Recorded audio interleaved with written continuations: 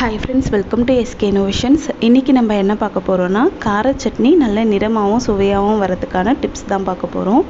First இப்போ ஒரு கடாயில 2 டேபிள் ஸ்பூன் அளவுக்கு எண்ணெய் விட்டுருக்கேன். இதில் பார்த்தீங்கன்னா ஒரு 5 காய்ந்த மிளகாய் சேர்த்துக்கிறேன். காய்ந்த மிளகாய் காம்போடவே சேர்த்துக்கோங்க. கூடவே ஒரு துண்டு தேங்காயை சின்ன சின்னதாக கட் பண்ணி சேர்த்துக்கிறேன். மேல் தோல் எடுத்துட்டு தான் சேர்த்துருக்கேன். கூடவே 3 பல் பூண்டு தோல் உரிச்சிட்டு சேர்த்துக்கிறேன். இப்போ இது எல்லாமே இந்த எண்ணெயில் நல்லா வறுத்து விட்டுக்கலாம். இந்த காய்ந்த மிளகாய் நல்லா வறுபடுற வரைக்கும் நம்ம வெயிட் பண்ணலாம். காய்ந்த மிளகாய் காம்போடவே நீங்களும் சேர்த்துக்கோங்க. அப்போ தான் காய்ந்த மிளகாய் உள்ளே இருக்கக்கூடிய விரையெல்லாம் வெளியில் வராமல் இருக்கும். சப்போஸ் விரையெல்லாம் வெளியில் வந்துடுச்சுன்னா அது இந்த தீக்கு கரிஞ்சு போயிடும். அதனால் நம்ம சட்னி அரைக்கும் போது சட்னி பார்த்திங்கன்னா நல்ல ரெட் கலரில் நமக்கு கிடைக்காது. அதனால் மிளகாயை காம்போடவே சேர்த்துக்கோங்க. இப்போ இந்த மிளகாயெல்லாம் நல்லா வறுபட்டதும் இதை நம்ம தனியாக ஒரு பிளேட்க்கு மாற்றிக்கலாம். இப்போ இது நல்லா ஆறட்டும். அடுத்து அதே கடாயில் 3 மீடியம் சைஸ் வெங்காயம் நல்லா பெருசாக கட் பண்ணி சேர்த்துருக்கேன். பெரிய வெங்காயமாக இருந்துச்சுன்னா 2 எடுத்துக்கோங்க. மீடியம் சைஸாக இருந்தால் 3 எடுத்துக்கோங்க.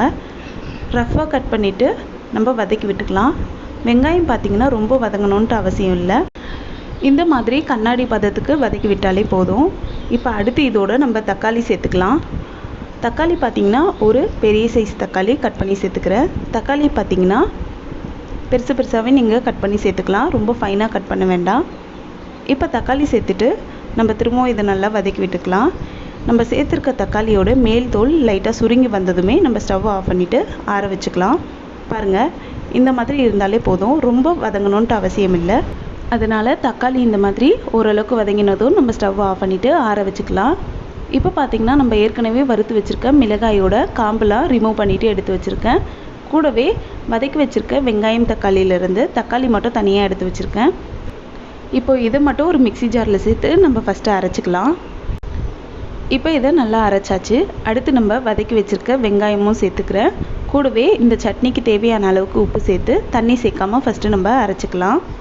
அரைச்சாச்சு. இப்போ இது ஒரு பவுலுக்கு நம்ம மாற்றிக்கலாம். தேவைப்பட்டால் நீங்கள் கொஞ்சமாக தண்ணி சேர்த்துக்கலாம். அடுத்து இந்த சட்னிக்கு நம்ம தாளிப்பு சேர்த்துக்கலாம். தாளிப்பு பார்த்திங்கன்னா ஒரு கடாயில் எண்ணெய், கடுகு, கருவேப்பிலை மட்டும் நான் சேர்த்துருக்கேன். நீங்கள் தேவைப்பட்டால் உளுந்தும் மிளகாயும் நீங்கள் சேர்த்துக்கலாம். இப்போ இந்த தாளிப்பு சேர்த்து நல்லா மிக்ஸ் பண்ணி விட்டுக்கிறேன். பாருங்கள் எவ்வளோ சூப்பரான கலரில் நமக்கு கிடைச்சிருக்கு. அதே சமயம் நல்ல டேஸ்ட்டும் நமக்கு கிடைக்கும். கண்டிப்பாக அடுத்த தடவை கார சட்னி அரைச்சிங்கன்னா இந்த மெத்தடில் செய்து அரைச்சி பாருங்கள். அரைக்கும் போது பார்த்திங்கன்னா ரொம்ப ஃபைனாக அரைச்சிடக்கூடாது. இந்த மாதிரி ஒரு 80% அளவுக்கு அரைச்சாலே போதும். ஃபைனாக அரைச்சிட்டிங்கன்னா அது அந்தளவுக்கு சுவையாக இருக்காது. கண்டிப்பாக நீங்களும் இந்த மெத்தடில் ட்ரை பண்ணுங்கள். இந்த வீடியோ உங்களுக்கு பிடிச்சிருந்தால் லைக் பண்ணுங்கள், உங்கள் ஃப்ரெண்ட்ஸோடு ஷேர் பண்ணுங்கள், அண்ட் எப்படி இருந்துச்சுன்னு கமெண்ட் பண்ணுங்கள். நம்ம சேனலை ஃபஸ்ட் டைம் பார்க்குறீங்கன்னா மறக்காமல் சப்ஸ்கிரைப் பண்ணுங்கள். தேங்க்ஸ் ஃபார் வாட்சிங் ஃப்ரெண்ட்ஸ்.